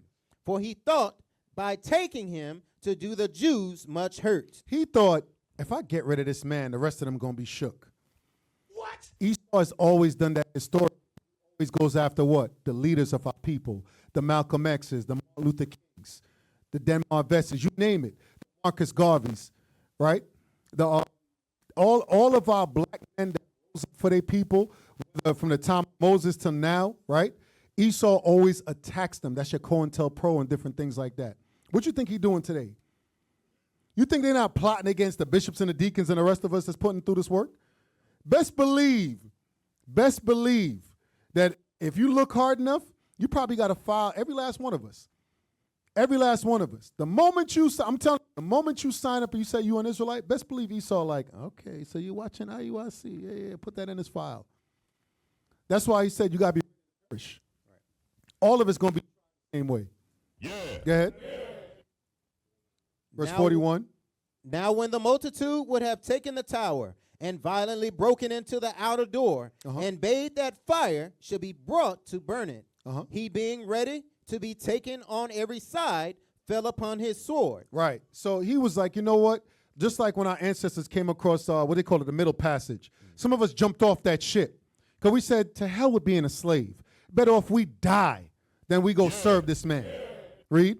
Choosing rather to die manfully than to come into the hands of the wicked, to be abused otherwise than beseemed his noble birth. Because he understood these Edomites are vile. Remember the same thing with King Saul. When it says abuse, Antiochus torching men's bowels and all type of nastiness. Bruh. What's that Edomite that was kidnapping Jake, Wicked Jake? Jeffrey Dahmer. When I seen that movie, all of them, I'm telling you. There's an Edomite I worked with. You know what this dude, that's how I know you can never, the Bible's a true book. This dude picked up a dead owl outside and put it in the deep freezer on the job. The hell is this? I came in there, I'm like, what's in the bag? We got a Northern Kingdom dude we work with. He was like, yo, this dude picked up a dead owl from outside. I looked at him, I'm like, yo, what you about to do with that? He's like, oh, I'm going to just save it. I'm going to just freeze it. I'm going to get the talents. I started recording him. At that time, I think I put in Orlando leadership. I said, if anything happens to me, him right there. And I recorded him. I wasn't playing. I recorded him. He's sitting there smiling. I'm like, yeah. Baby Jeffrey Dahmer. They soul ain't right. Damn. So Razzus is like, I ain't trying to get tortured by them. Y'all heard about the Epstein files, right? Yeah. Razzus like, you're not going to get me in the Epstein files. No, sir. I'd rather die with my integrity and my bowels intact. Yeah. Read that verse again. Verse 42, choosing rather to die manfully than to come into the hands of the wicked, to be abused otherwise than beseemed his noble birth. Come on. But missing his stroke through haste, the multitude also rushing within the doors, he ran boldly up to the wall and cast himself down manfully among the thickest of them. Right, because they was coming to put him to death. Read. But they quickly giving back, and a space being made, he fell down into the midst of the void place. Nevertheless, while there was yet breath within him, being inflamed with anger, he rose up, and though his blood gushed out like spouts of water, and his wounds were grievous, yet he ran through the midst of the throng, and standing upon a steep rock. Come on. When, as his blood was now quite gone, he plucked out his bowels, and taking them in both hands, he cast them upon the throng. Read. And calling upon the Lord of life and spirit to restore him those again, he thus died. That's the mindset we got to have when that death comes. The Lord is going to restore, and it ain't going to be this carnal flesh no more. It's going to be with power. With power. But he understood that, so he was ready to die what? Manfully, right? That's right. Go to chapter 15 and read verse 1. 2 Maccabees chapter 15, verse 1. Uh-huh. But Nicanor, hearing that Judas and his company were in strong places above Samaria, resolved without any danger to set upon them on the Sabbath day. On what day? The Sabbath day. Remember, the first time we fought against them, the Sabbath was coming.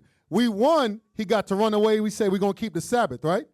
Now we're finding out when he came to the temple and was popping crap, he went back and tried to get Razzus and put him to death.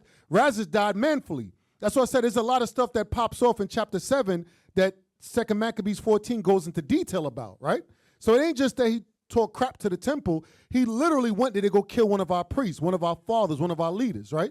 Go ahead. Nevertheless, Now he's coming to make war with us on the Sabbath. Correct me if I'm wrong. Donald Trump went into Venezuela on what day? the Sabbath day. The Sabbath, and did what? Kidnap Maduro. It's in their DNA, bruh. It's in their DNA. Now watch this. He comes to make war on the Sabbath day, right? He already talked crap already. Watch what he gonna do. Come on. Nevertheless, the Jews that were compelled to go with him said, "Oh, destroy not so cruelly and barbarously." So now the evil Israelites that's with him turn around and talk about, white man, don't be so wicked. You gotta be kidding me. You gotta be kidding me. The wicked Israelites, alchemists and the rest of them saying to Nicanor, don't destroy so cruelly. So now all of a sudden you want to serve God and the white man? It don't work that way. You can't serve two masters. Read. But give honor to that day. Then you're going to tell the white man to give honor to that day. What? You're going to tell the white man to give honor to that day. Read. Which he that seeth all things hath honored with holiness above other days. Then you're going to tell him, no, Mr. White Man, this day is above all days. If you don't get your black Israelite behind out my face, read. Then the most Imagine ungracious. you telling this to a deaf adder. You telling this to, what's they called? White Christian nationalist. That's like you telling a white Christian nationalist, God don't love everybody. Are you telling a white Christian nationalist, can't we all just get along? Or the other boy, I'm not going to call him no God Logic. He's illogic. That's what he is. Matter of fact, I'm telling you, he's Funny Marco. Until I see him and Funny Marco in the same room, I believe that's the same person. They look alike. He sat down with the panel of the white men talking about, can I marry your daughter? No. Bruh. Or like when Charles Barkley sat down with the other Edomite, Richard Spencer. Can I live in your neighborhood? No. They understand what it means to reverence their own people, but we begging to be a part of their nation. It's the same thing. You telling them, Mr. White Man, I'm on your side, but don't destroy the temple. Not on the Sabbath day. Read. Then the most ungracious wretch demanded, if there were a mighty one in heaven. This is what the white man says to the wicked Israelites. If there was a mighty one in heaven, read. That had commanded the Sabbath day to be kept. Uh-huh. And when they said, there is in heaven a living Lord and mighty, who commanded the seventh day to be kept, then said the other. Then Nicanor is going to respond to Nicanor is asking him, is there a God in heaven that commanded this? Right? And they said, absolutely. There's a living God. This is his response. And I also am mighty upon the earth. He said, you got a living God, but I'm God on the earth. That's what he's saying to them. Read. And I command to take arms. And I do the king's business. Yet he obtained not to have his wicked will done. Yet he obtained not to have his wicked will done. So when they try to profess their God, he said, nah, I'm your God upon the earth. You know why? Yeah. Watch this. Go to, what's that in Job? Go to Job 21. We're going to come back here. Remember this. This is the Edomite mindset. Job 21. Yeah. You over here trying to reason with the white man. A bishop be saying, oh, I was a snake when I bit you. Job chapter 21, and read verse 7 and 8. Then we're going to jump to verse 4. Job chapter 21, verse 7. This is the nature of Edomites, of all Edomites, and the wickedness of them. Read. Wherefore do the wicked live, Uh-huh. become old, Yeah. yea, are mighty in power? Their seed is established in their sight with them, and their offspring before their eyes. Read. Verse 14. Therefore they say unto God, Therefore they say unto God, depart from us. they tell God, to hell with you. Read. For we desire not the knowledge of thy ways. For they do what? desire not the knowledge of thy way. They don't desire no Bible. That's why they make stuff up. That's why they tell you God loves everybody. I am God. Set themselves up as God. That's what the Cana spirit said. He said, is there a God in heaven? The wicked Israelite gonna say, yeah. He said, well, I'm God on earth. Now what? They don't want to desire God's knowledge. Remember, what was that? Herod. John checked him. You can't have your brother's wife. What he did? Locked him up. Then when his niece started to twerk for him, he turned around and chopped off John's head. They do not desire the knowledge of God. But our people over here trying to reason with a snake. Now watch this. Read verse 15. What Verse does the 15. Edomite say? What is the Almighty That's exactly what the Cana said. What the hell is the Almighty? Read. that we should serve him? That we should serve him. And what profit should we have if we pray unto him? Read. Lo, their good is not in their hand. The counsel of the wicked is far from me. That's the spirit of Esau. Go to Deuteronomy chapter 25, verse 17. Deuteronomy chapter 25, verse 17 and 18. Show you some more of their spirit. Deuteronomy chapter 25, verse 17. Uh-huh. Remember what Amalek did unto thee by the way, when ye were come forth out of Egypt, how he met thee by the way, and smote the hindmost of thee, even all that were feeble behind thee, which thou wast faint and weary. And he feared not God. And he did what? Feared not God. That's always been the Edomites' race spirit. They don't have a God. It's not in them to fear our God. That's why they're bred for what? For their purpose. And when their purpose is up, they're going to be eradicated by the power of God off this earth. It's not in their spirit. Even back then, they was killing infants. Go to Psalms chapter 10 and verse 3. Start at verse 2. Psalms chapter 10, verse 2. Psalms chapter 10, verse 2. The wicked in his pride doth persecute the poor. Let them be taken in the devices that they have imagined. Come on. For the wicked boasteth of his heart's desire. What Nicanor was doing. You can imagine an Israelite face. He's sitting up here like, oh, crap, you're blaspheming. That's who you made a covenant with. So guess what? The both of y'all going to get destroyed. Read. And blessed the covetous, whom the Lord abhorreth. So he blessed the covetous who God hates. Read. The wicked, through the pride of his countenance, will not seek after God. God is not in all his thoughts. Read that part again. For the wicked, through the pride of his countenance, will not seek after God. God is not in all his thoughts. God is nowhere in his thoughts. Read. His ways are always grievous. Thy judgments are far above his sights. Come on. As for all his enemies, he puffed at them. He puffed at them, meaning y'all ain't nothing. Now, Nicanor took an L, but that's the same spirit, because that's in him. He can't help it that he's saying to the wicked Israelites that time when they telling him, don't go fight against our people on the Sabbath day. Read.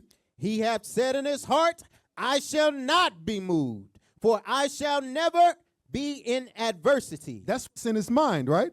Let's go back to 2 Maccabees 15. Let's see how that works out for him, though. 2 Maccabees chapter 15, verse 5. Then said the other, I also am mighty upon the earth. So he tells them, no, I'm God upon the earth as the white man. Read. And I command to take arms. And I command to fight with arms. And to do the king's business. And I'm going to do the king's business. Yet he obtained not to his wicked will done. Come on. So Nicanor in exceeding pride and haughtiness determined to set upon a public monument in his victory over Judas and them that were with him. That's the white man's spirit. Every time he conquers, what does he set up? A statue. Bruh. That's what that is. That monument is a statue. He hasn't even won yet, and he's already telling them, get the statue ready. This the same dude that took a L already. But you see, the Lord knows the creature that he made. And like he said in Romans, for this cause have I set thee up that I can show my power. Y'all understand that? From there, let's go back to 1 Maccabees chapter 7, verse 40. 1 Maccabees chapter 7, verse 40. So now, this is the pride of his heart that he's coming against us that second time, right? Go ahead. But Judas pitched in Adassa. With 3,000 men, and there he prayed, saying, And there he prayed. So remember, we always got to seek who first? The Lord. So the same way he got the victory last time, and many times you read in the scriptures with our ancestors, we seek the Lord first. Read. That's right. O Lord, when they that were sent from the king of Assyrians blasphemed, thine angel went out and smote 180,000 of them. So what did he start to do? He started to recount history. That's the time of, I believe that's Hezekiah. So the angel went out and destroyed that Assyrian army that tried to come against the southern kingdom. Read. Even so destroy thou this host before us this day. Come on. That the rest may know that he had spoken blasphemously against thy sanctuary. And judge thou him according to his wickedness. Read. So the 13th Now read day, verse 42 again. verse 42. Even so destroy thou this host before us this day, that the rest may know that he had spoken blasphemously against thy sanctuary. And judge thou him according to his wickedness. According to his wickedness, because he just blasphemed against God, the temple, the people, everything. Basically saying he's God on earth and he got weapons of warfare. That's just like Donald Trump. Donald Trump telling you right now, I'm conquering Greenland. I'm doing it all. Because as far as he's concerned, he thinks he got the greatest military on earth. But guess what? We have the greatest military above earth. Go back to 2 Maccabees chapter 15. Gonna read verse 11 now. 2 Maccabees chapter 15 and verse 11. 2 Maccabees chapter 15, verse 11. So now, this goes back into Judas praying and gathering us together for the war that's about to happen. Read. Thus he armed every one of them, not so much with defense of shields and spears, as with comfortable and good words. So you see that? He armed the people. It's not that we didn't have weapons, but he made sure he armed their mindset to exhort them with the scriptures. Read. And beside that, he told them a dream worthy to be believed, as it had been so indeed, which did not a little rejoice them. It said not a little rejoice them, meaning what? The dream he told them, it greatly rejoiced them. They was out in the field going, yeah! It got them in the spirit, right? Read. And this was his vision. And this is the vision. Come on. That Onias, who had been high priest, a virtuous and a good man, reverent and conversation, gentle in condition, well spoken also, and exercised from a child in all points of virtue. Holding up his hands, prayed for the whole body of the Jews. Read. This done, in like manner there appeared a man with gray hairs, and exceeding glorious, who was a wonderful and excellent majesty. Come on. Then Onias answered and sang, this is a lover of the brethren, who prayeth much for the people, and for the holy city, to wit, Jeremiah the prophet of God. So Onias' vision, he's over here talking up with Jeremiah. Read. Whereupon Jeremiah, holding forth his right hand, gave to Judas a sword of gold, and in giving it spake thus, take this holy sword. Take this holy sword. A gift from God. A gift from God. With the which thou shalt wound the adversary. You're going to use this sword, and I got a special assignment for you. It's called Nicanor. Read. Thus being well comforted by the words of Judas, which were very good, and Abel stirred them up to valor, and to encourage the hearts of the young men, they determined not to pitch camps, but courageously set upon them, and manfully to try the matter by conflict. Come on. Because the city and the sanctuary and the temple were in danger. So we decided, bro, we ain't taking no naps. We ain't taking no rest. What Jalil's song? We ain't taking no naps. That's real, bro. Bro, instead of pitching a tent, it was like, yo, after all of that, we got to go to war. You know, sometimes we going over scripture like, yo, we ready to go to camp. That's right. It's the same thing. He stirred them up through the scriptures. He motivated them. Judas was an excellent military commander. He knew how to war. He knew how to be spiritual. He knew how to exhort the people. These are not regular military men. These are regular farmers and husbandmen. And he got them in the spirit to go do what? Defend their country. Read. For the care that they took for their wives and their children, their brethren and kinsfolks, were in little account, in least account with them. But the greatest and principal fear was the holy temple. Because that's what our sanctuary. Without that sanctuary, our family's not safe. So it's not that they don't care about their family, but they understood we got to protect the house of God so he can protect our people. Y'all understand that? So that was at the forefront of their mind, right? Jump to verse 21. Verse 21. Maccabeus seeing the coming of the multitude, and the divers preparations of armor, and the fierceness of the beast, stretched out his hands toward heaven, and called upon the Lord that worketh wonders, knowing that victory cometh not by arms. Read that part again. Knowing that victory cometh not by arms. Come on. But even as it seemeth good to him, he giveth it to such as are worthy. He give the victory to such as is worthy. You know why? Because the battle is the Lord's. All we got to do is apply the commandments, teach the commandments, and remain blameless. When the Lord returns that real power that we need to execute righteous judgment, he's going to do it. Remember, you read in Ezekiel, the Lord said after he comes down and destroys them, then he going to let us loose on their behinds. After we don't get converted and change and get that new body. Read. Therefore, in his prayer, he said after this manner, Uh-huh. O Lord, thou didst send thine angel in the time of Ezekiel, That's Hezekiah. Read. king of Judea, Uh-huh. and didst slay in the host of Sennacherib, Uh-huh. 184,500. The angel did that by himself. We didn't lift up no weapons. We woke up, and we were sitting up there like, I wonder where they at. We went further across the hill and found out they was all gone. Most of them was dead, blood in the water. We didn't even lift a finger. That's the God we serve. Read. Wherefore now also, O Lord of heaven, send a good angel before us. Send a what? A good angel before us, for a fear and dread unto them. Send a good angel before us, even in this last days, to be what? A fear and dread unto them. Read. And through the might of thine arm, let those be stricken with terror that come against thy holy people to blaspheme. And he ended thus. You know what's heavy about that? He says, and through the might of thine arm. So now it's the Lord's arm versus who arm? Nicanor's arm. And you know what's funny? I was thinking about this earlier. Remember Revelations 13? It talks about how he gets us with sin in our mind and the right arm. That right arm is going to get cut off when the Lord returns. That right arm that's confederate with Esau gets cut off. Because hand in hand joined together, what happens to the wicked? They get punished. So it's God's arm versus Nicanor arm. Let's see who wins. Read. Verse 25. 25. Then Nicanor and they that were with him came forward with trumpets and songs. But Judas and his company encountered the enemies with invocation and prayer. Come on. So that the fighting with their hands. With their what? With their hands. Which we read earlier was strengthened by God. Read. And praying unto God with their hearts. Come on. They slew no less than 30,005 men. Bruh. First time we took out, what was it? The first time he came up, it was about 9,000.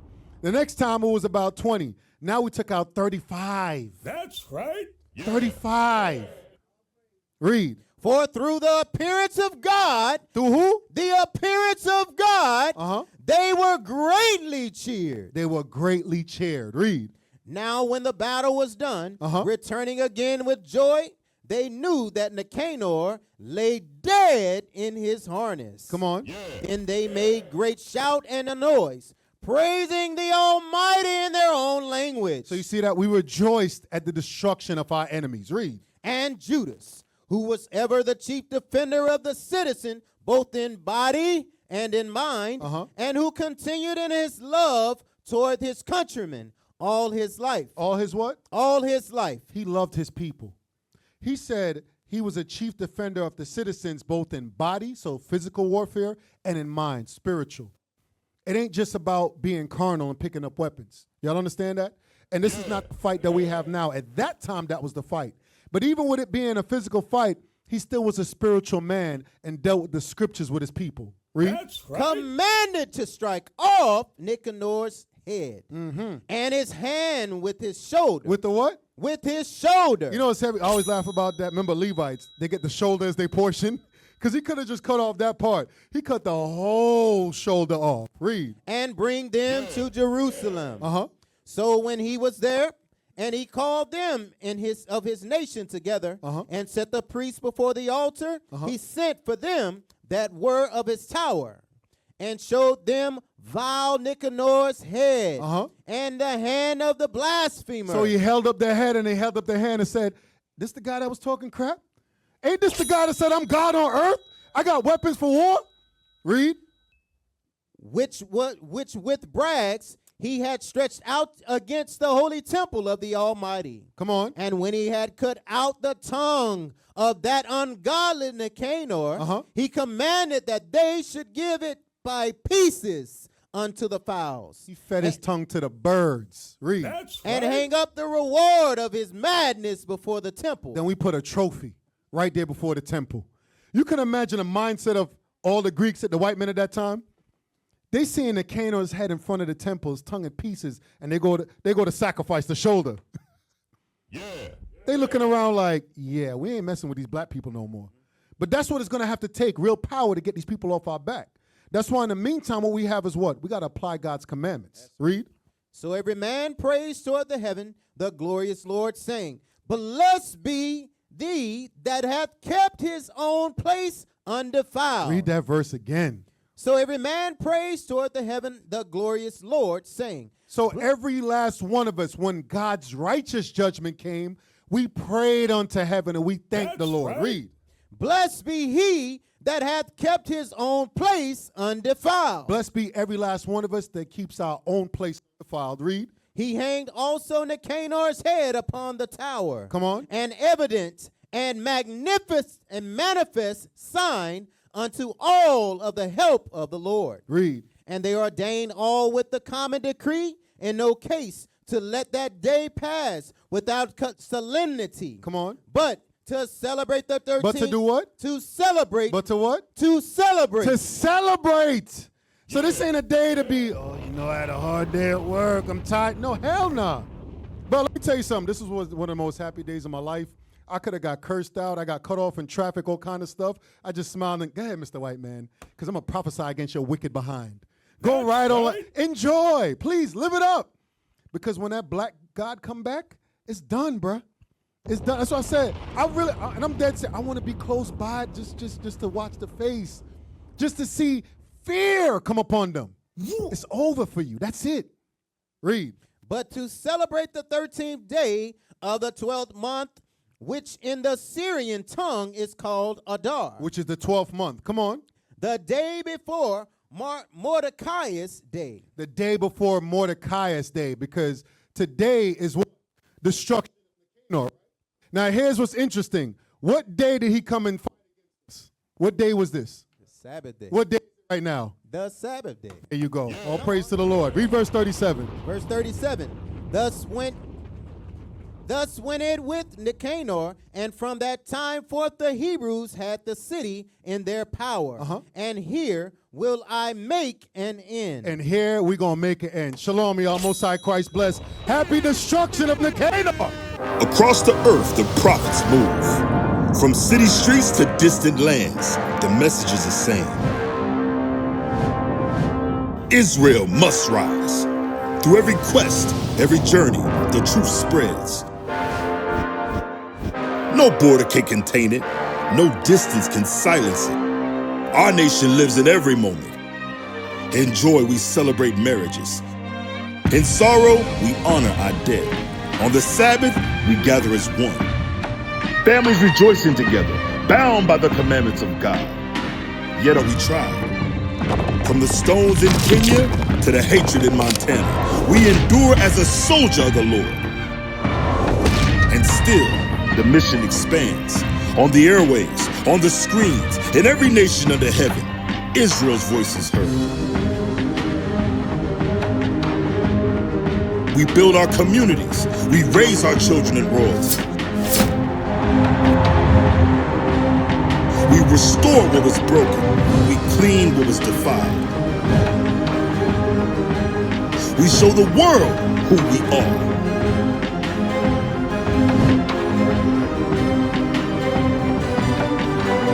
This is Israel united in Christ. Nation in motion. Nation endures.